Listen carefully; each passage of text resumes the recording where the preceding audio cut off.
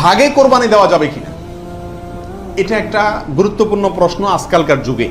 কারণ কোন কোন ওলামা একরাম বলছেন ভাগে কোরবানি দেওয়া যাবে না, বরং গরু হোক আর ওট হোক, যত বড় পশুই হোক, দিলে একজনের পক্ষ থেকে দিতে হবে, 7 ব্যক্তির পক্ষ থেকে যথেষ্ট হবে। এই যে কথা প্রচলিত আছে, এটাকে অনেক কোন কোন ওলামা একরাম কি করছেন, অস্বীকার করছেন। আসলে সঠিক কোনটা, এ ব্যাপারে আগেই বলেছি যে একাডেমিক আলোচনা খুব বেশি লম্বাচড়া করার ইচ্ছা নাই এবং সুযোগও নেই।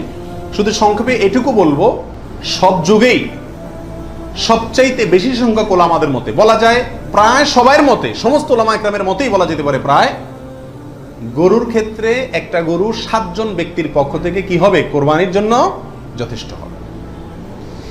এক্ষেত্রে বিচ্ছিন্নভাবে যে 2-1 আলেম বলছেন যে গরু হোক আর ওট হোক একজন থেকে হবে, 7 জন থেকে হবে না, তাদের যুক্তিগুলা খুবই ঠুনকো এবং খুবই দুর্বল। নবী আলাইহিস সালাম যে সফরে একাধিক ব্যক্তিকে কোরবানিতে অংশগ্রহণের সুযোগ দিয়েছিলেন, তারা বলেন যে এটা সফরের জন্য নির্দিষ্ট, অথচ নবী আলাইহিস সালাম সেটা নির্দিষ্ট করেন নাই, এটা ওনারা নির্দিষ্ট করছেন।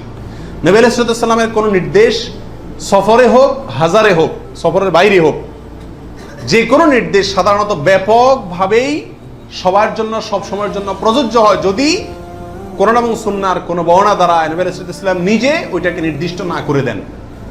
তিনি সফরে যদি কোনো নির্দেশ করেন, ওই সফরের বাইরের জন্য সেটা কার্যকর হবে কি হবে না? যদি কেউ সফরের জন্য নির্দিষ্ট করতে চায়, তাহলে তার জন্য পৃথক দলিলের প্রয়োজন।